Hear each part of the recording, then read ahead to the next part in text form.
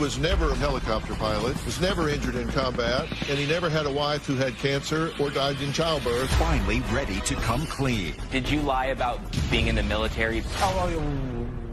Oh, wait, what now? Now you can't hear me? Come on, bro. My earpiece slipped out. I asked you if you scammed people in Germany. You said no. Now you're saying, well, actually I did, but not about being in the military. I lied to them, but I didn't tell them that I was in the military. So you have categorical scams? Let's be honest now. Are you capable of doing that? Today's going to be a changing day in your life. You've never had anybody working harder to bring you to the threshold of change than right now.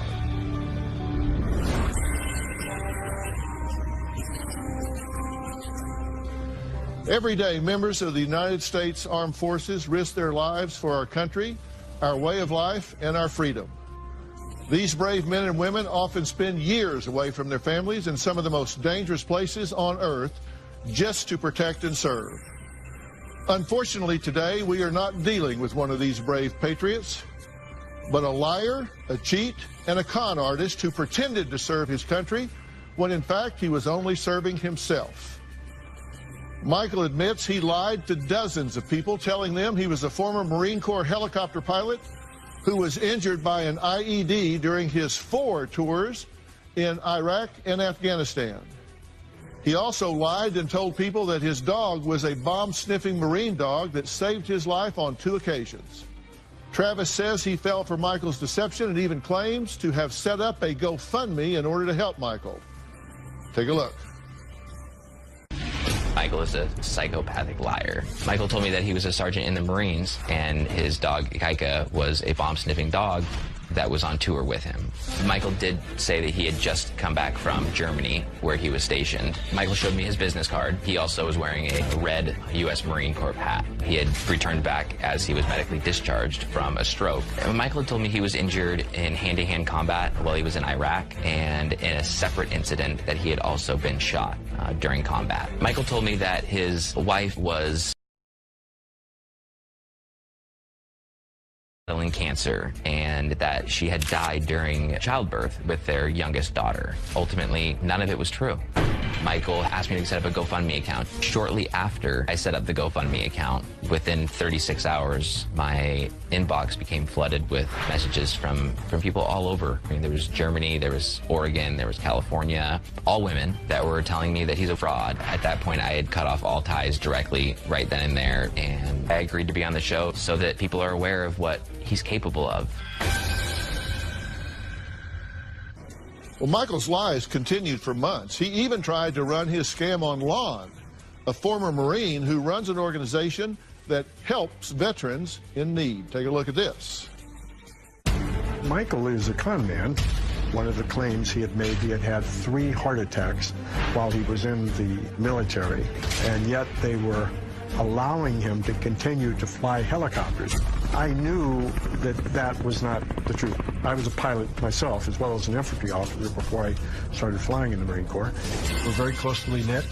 We feel very strongly about the Marine Corps. It's a band of brothers that's unique.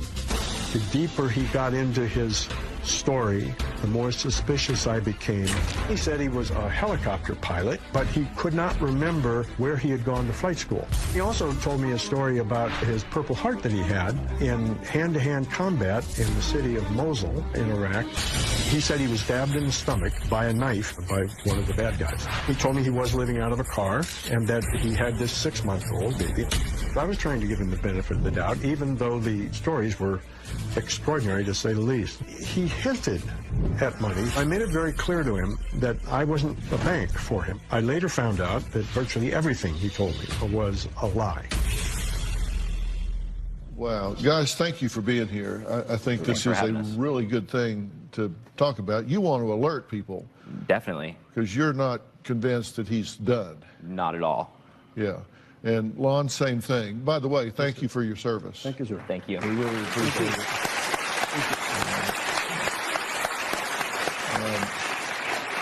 Now, why do you think he's not done? He got caught once and continued to lie again. Received more charges from that. Just the behaviors that he's displayed to me in the past, the stories that have come out as time's gone on, I just can't see how he's genuine. Okay. Now, you said that he told you that he was discharged from the military because of a stroke, right? Yes, sir. And that helped he explained the stutter that he has. Right. Okay. And he told you that he had had a couple of heart attacks. 3 of them. 3 of them, actually. Yes. But that he was still flying. Yes. So multiple heart attacks. Here's the keys. Take off. Because it works like that. That didn't make sense at Does all, not work did it? that way. No, sir. I've been a pilot since I was 17, and there was something we had to do called take a physical. Yes, sir. And you had to clear the physical, right? Right. So that didn't sit right with you from the beginning. That's correct. Now, you say that Michael asked you to set up a GoFundMe account. What was the reason for that? So Michael's dog had been hit by a car over the 4th of July. Bomb-sniffing dog? Yeah, it's a bomb-sniffing dog. Right. Now, he says, by the way, he never said it was a bomb-sniffing dog. He just said it was a service dog, and that everyone assumed that it was a military service dog, and he just went along with it. Is absolutely not true. He made it very clear that Geico was there on duty with him, was a bomb-sniffing dog, and as stated earlier, had saved his life multiple times. Now, Lon, you said Michael's the biggest dirtbag you've ever met. That's a term you could use on a show that's seen by the public. Right. I could say that's FCC approved. Yes. That's approved. That's FCC approved. Yes, sir. He was particularly offensive to you because I've got 2 brother-in-laws that flew for the Air Force and the military. Both of them saw combat. My nephew saw combat. In fact, he named his airplane Dr. Phil. He said, "I'm delivering them the truth." So I've got pictures of it where they paint right under their cockpit there. And there's a great sense of pride, fellowship, and brotherhood among those pilots and their squadrons and all. You took great offense to him pretending to be part of it. That's what really bothered you, right? Yes, sir.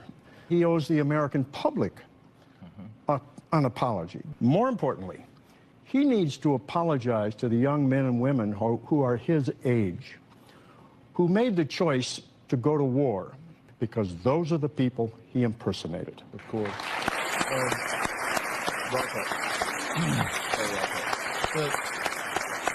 You said when you asked him, he said his rank was 04? Yes, sir.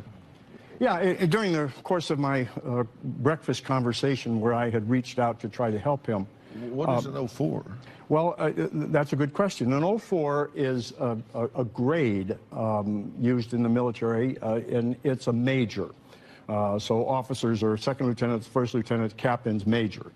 But when you ask someone, you know, what was your rank in the military, people don't say, oh, I was an 04 or an 01 or anything. They say I was a major or a captain or a private. So when he said he was an 04, it was a strange response to my question, what is your rank? Right, right. And you said he couldn't remember what flight school he went to. Right, couldn't remember where he went to flight school. Remember where? He couldn't remember where. And the reason he used for that was because of his heart attacks. And later, when I questioned him, later in the day when I questioned him, he was very angry with me because he said, you know, you represented yourself as somebody who could help veterans, but you clearly don't understand what we veterans are going through. He was trying to guilt-induce you when you asked him questions you didn't have answers to. Exactly. All right, well, next, not only was Michael lying to friends, girlfriends, and veterans groups, he deceived churches, pastors, and the elderly. We're going to meet one of Michael's victims after the break. Plus, we're going to meet Michael and find out just how sorry he really is.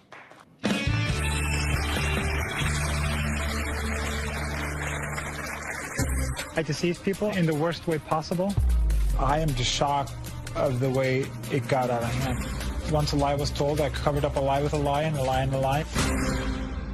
Go away before I lose my marbles. Is ruining their lives. She lies all the time about anything. With accusations. She said you threw her against the wall and choked her, did you? No. And lies. She just kept repeating, I can't go back to Dad's house after everything that has happened. And I was like, what do you mean? What has happened? She now claims that the father molested her. Completely false. Everyone thinks I'm lying. That's Monday. Then on Wednesday.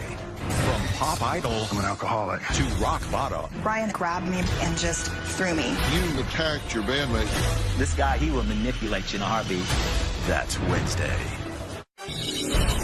One time, I got a phone call from Michael frantically telling me that Kaika, his Springer Spaniel, had gone missing. I walked up and down the freeway searching for Michael's dog. I found his dog deceased, and it had been hit by a car. Michael told me that his dog was a bomb-sniffing dog. That was absolutely not true. Michael had been in touch with a pastor who was able to help him have his dog cremated. The urn that was provided to Michael, it was beautiful. It was a nice handcrafted box with a U.S. Marine seal on it. He did not pay anything. It was all donated to him out of the kindness of the company's heart. Well, Lonna's a Vietnam veteran. Travis' father was a Marine. They say Michael took advantage of their military affiliation and tried to scam them. Now, Jane says Michael is a lying, manipulative con artist who targeted her because she's an elderly, church-going woman that just has a big heart. I was scammed by Michael. I volunteer at a free clinic in a church. He came in one Saturday morning. He looked kind of upset. He said that his wife had died from cancer, and he was left with a 5-year-old daughter. He had just got a job, but he wasn't going to be paid till the following Friday, and his landlord would evict him if he could not pay on Monday. I thought, heavens, 6 days? No problem. He seemed like a nice guy, and it was a terrible story, and the weather was bad. I said, oh, I can lend you the money. I wrote Michael a check for $705. He said that he'd pay me back. It just didn't occur to me that this was all a lie. He seemed like somebody you could trust. Well, Jane, thank you for being here. And you say you had no choice but to contact the police. And what happened when you did?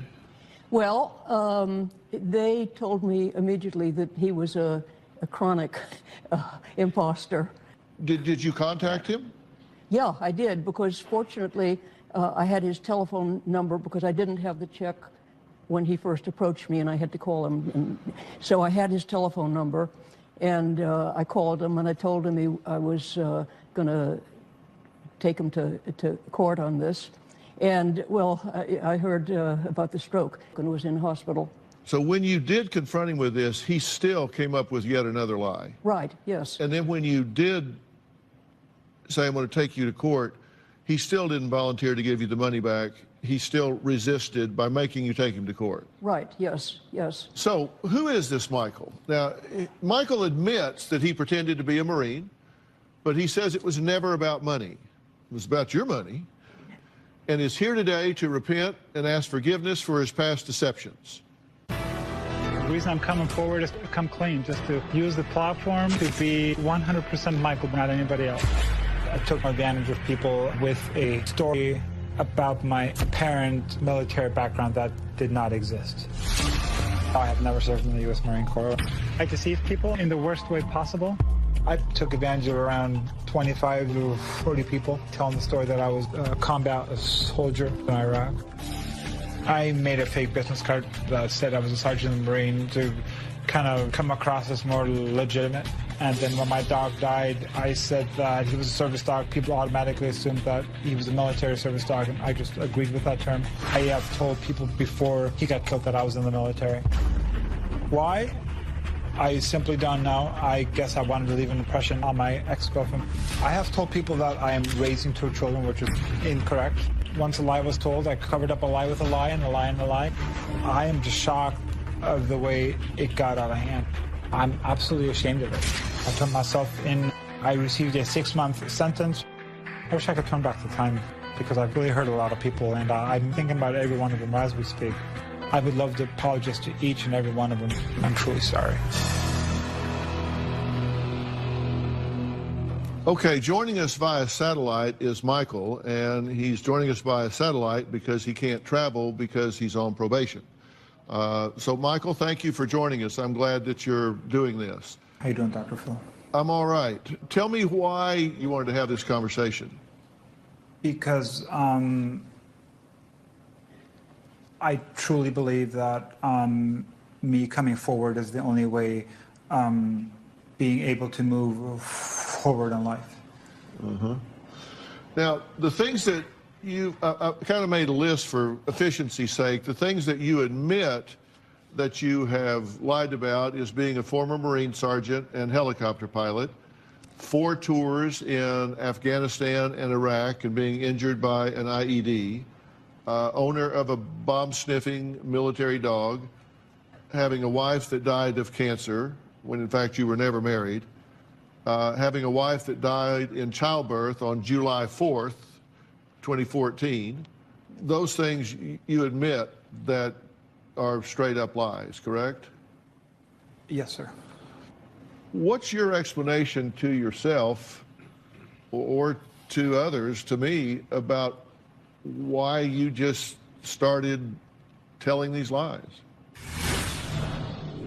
What's your payoff for this? What did you get out of it? You said it wasn't about the money, so what was it about?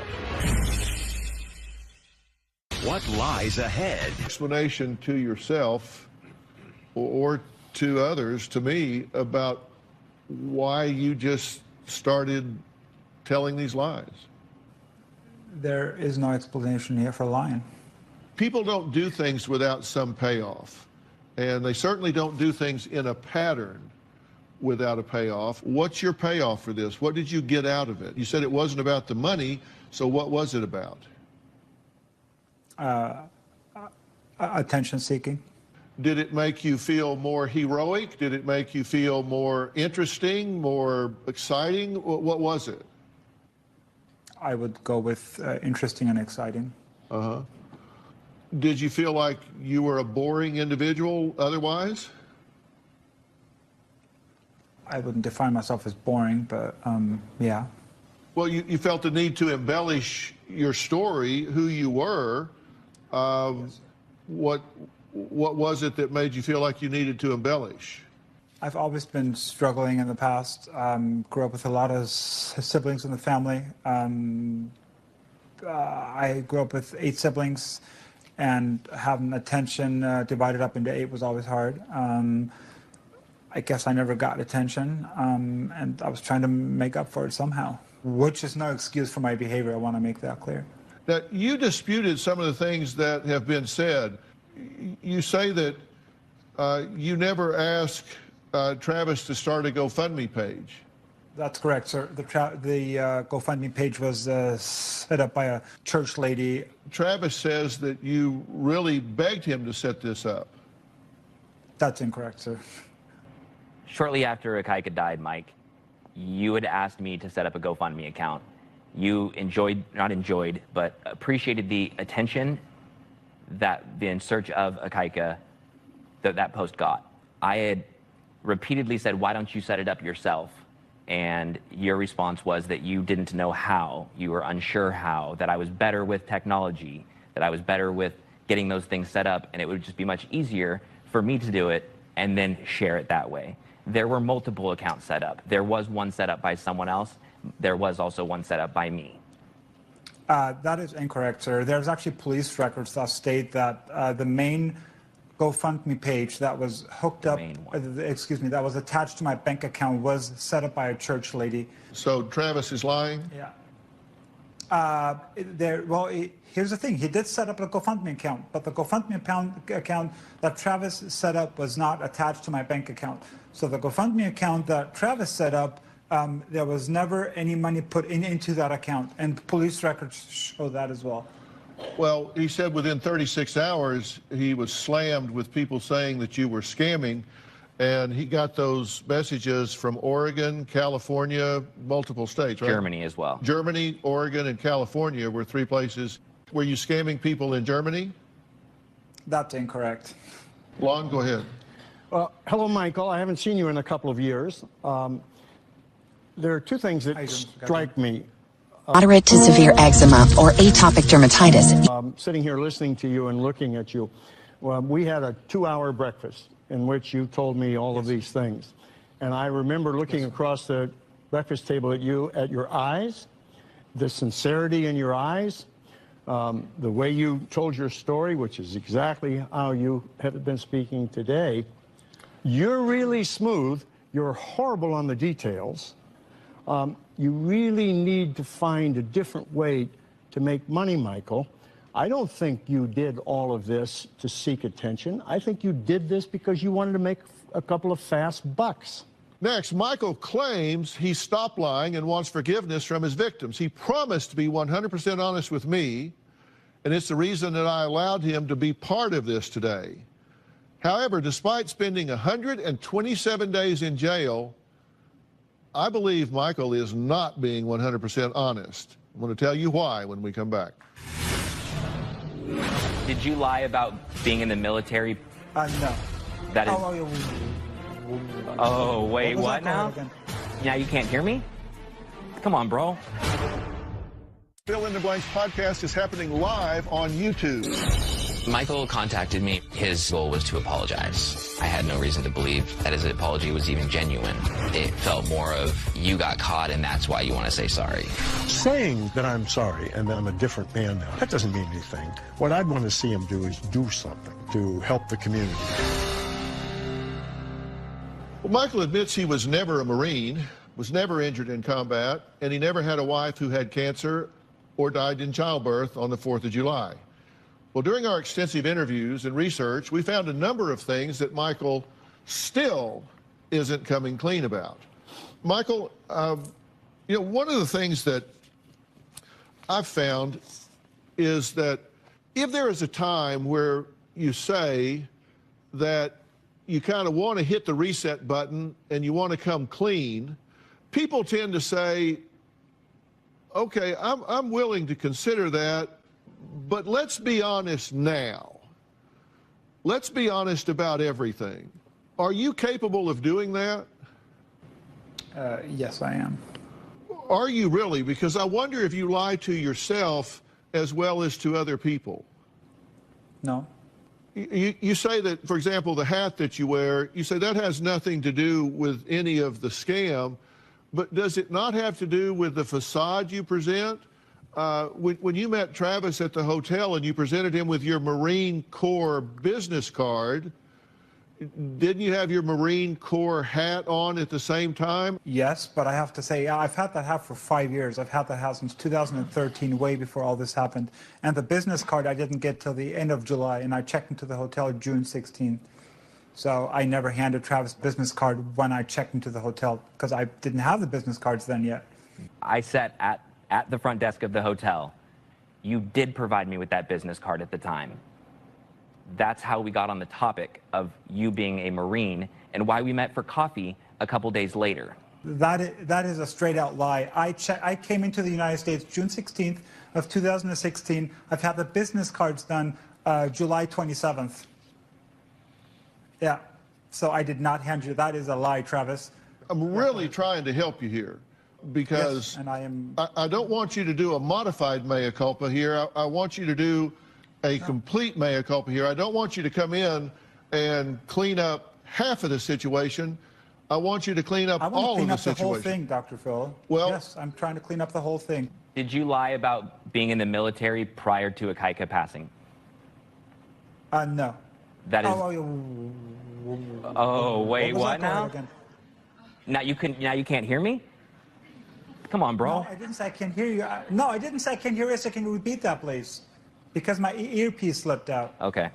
Did you lie to anybody about being in the military prior to July 5th when I found Akaika on Interstate 5? Yes, I did. Okay. The lies began after the dog was killed on July 4th of 2016, and you said the first person you lied to was your ex-girlfriend. But that's what you told us, but you just now said to Travis that, no, you had lied prior to that. Oops. Well, my girlfriend was the first one I met when I got off my girlfriend was the first one I saw when I got off the airplane, so I did lie to her as well. That was Travis's question. Did you lie before Akaika's passing? And I said, yes, I did. I asked you if you had scammed people in Germany. You said no, but according to a news report, there were 4 women who claimed that you lied about being a military vet before you left Germany and moved to America.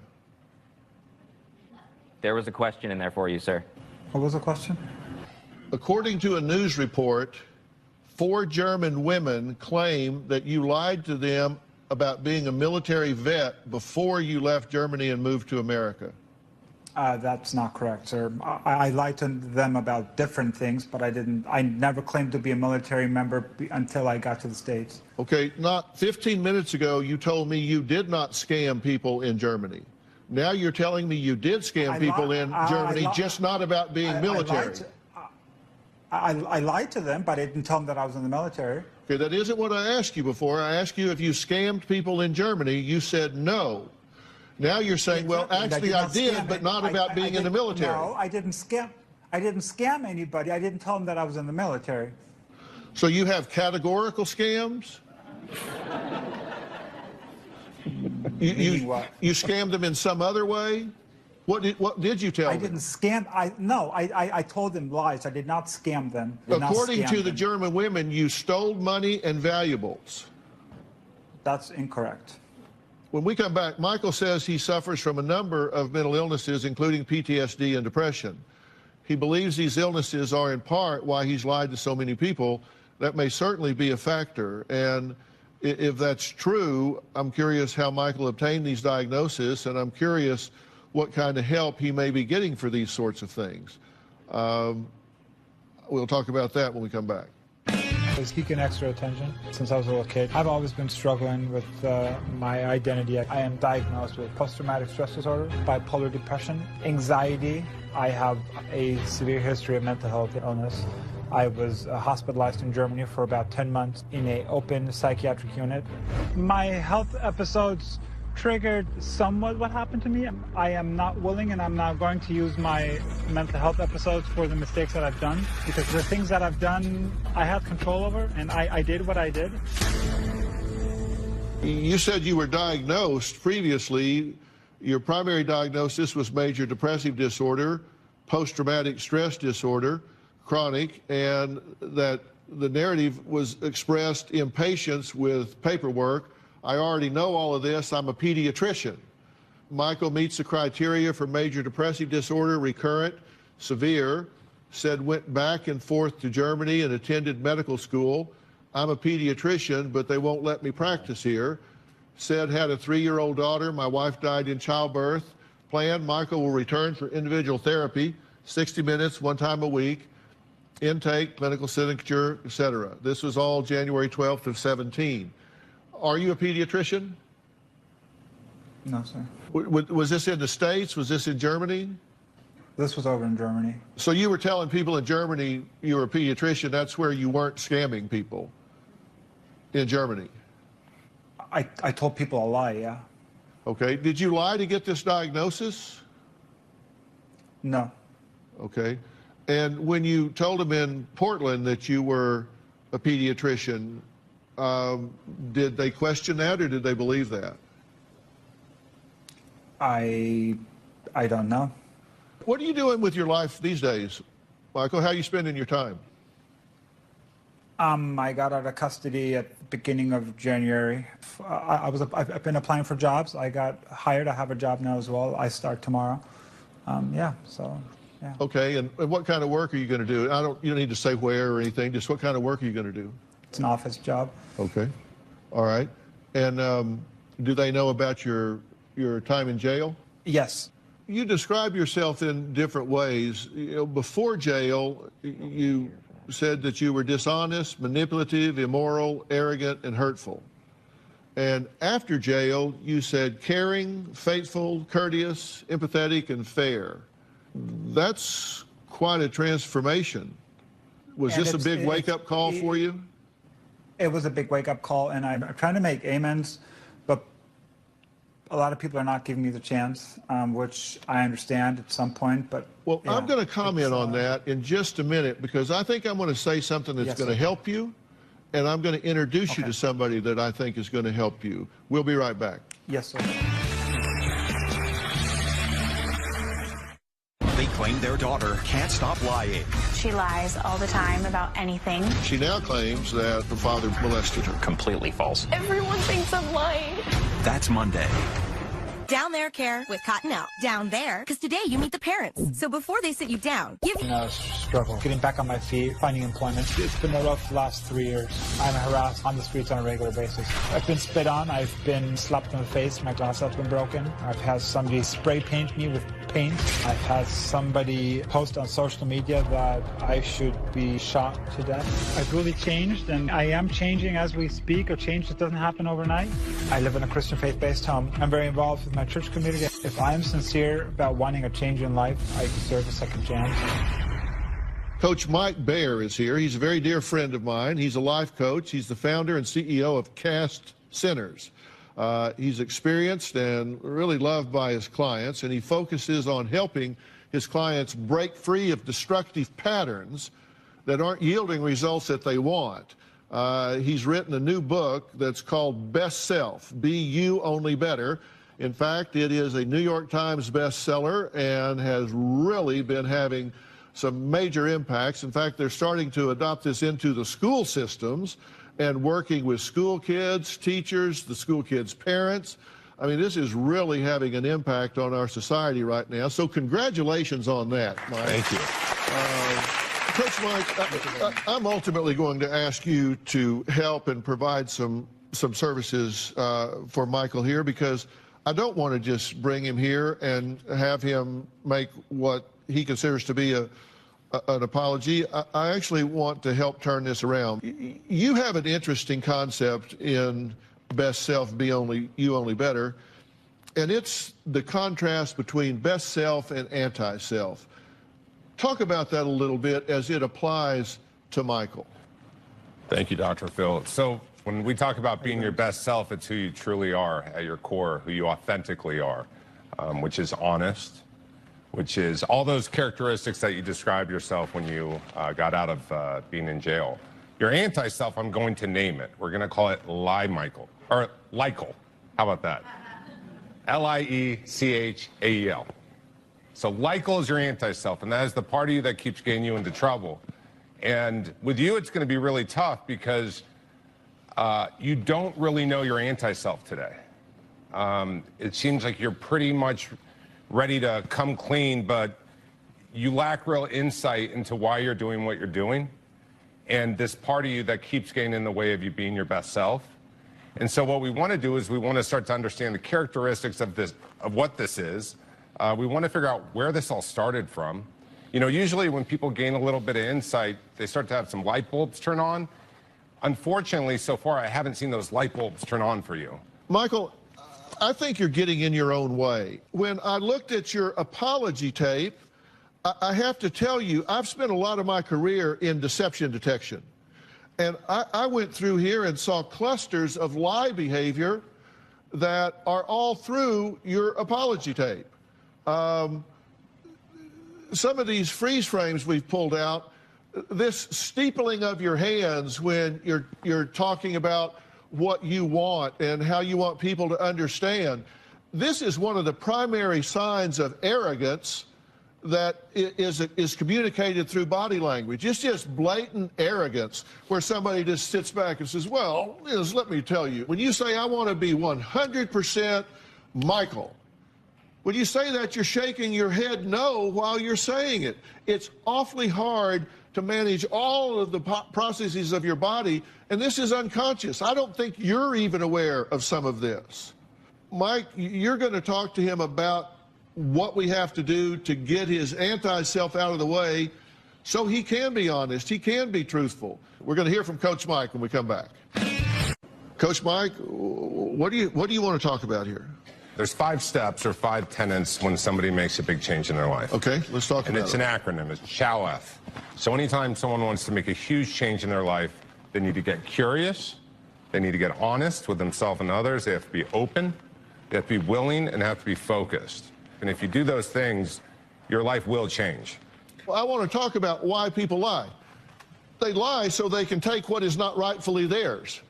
They do it to escape accountability, to create a fantasy, false self-esteem, to escape their mundane life, to avoid punishment, to inflict pain, to feel better in the moment. They steal admiration, to gain an advantage, to exploit others. These are the primary reasons that people lie. And Michael, as I've looked at your lies, you're all up and down, and that all goes down to self-worth. And Mike, that's what you're going to work with him on, right? That is what we're going to work with him on, and we're going to be on you, Michael.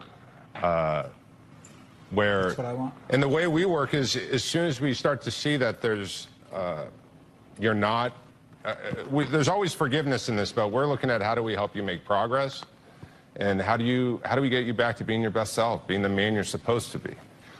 So what you're going to do is you've got this team of coaches at cash centers. Right. And you're going to get a coach that is going to work and have all these contact points with Michael and work with him to start realigning his behavior, setting some goals, and holding him accountable in terms of what he's saying and what he's doing, and is it congruent with reality. And we're going to start doing that. And Michael, I'm also going to get you in touch with a therapist, a very skilled therapist through Doctor On Demand. This is a company that my son Jay started, and it enables you to video chat with a real doctor in a matter of minutes on your computer, tablet, or smartphone, and you can make appointments for psychological services that you can do wherever you are. You can do it on your phone, you can do it on a computer, you can do it on whatever. You don't even have to leave the privacy of your own home, so you understand what's the motive behind all of this, and you can behave your way to success while you are improving your understanding. What do you think about those plans? Thank you very much. I'd appreciate that. I'd like to take advantage of that. All right, that's what we're going to do. If you at home want to have your own Doctor On Demand, go to the Google Play Store or the iTunes App Store and download the Doctor On Demand app. I want to thank all of my guests today. A special thanks to Cass Centers and Coach Mike Baer, author of the New York Times bestseller, Best Self, Be You, Only Better. And guess what? Everybody in the audience is going home with a copy. Don't forget, you can follow me on Facebook, Twitter, and Instagram. And if you want more information about my podcast, go to philintoblanks.com.